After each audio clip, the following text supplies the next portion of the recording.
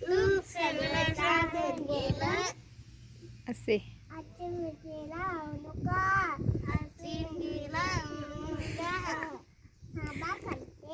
थांबा करते गोल खाऊ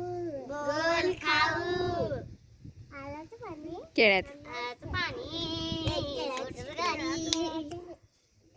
कलायला गेले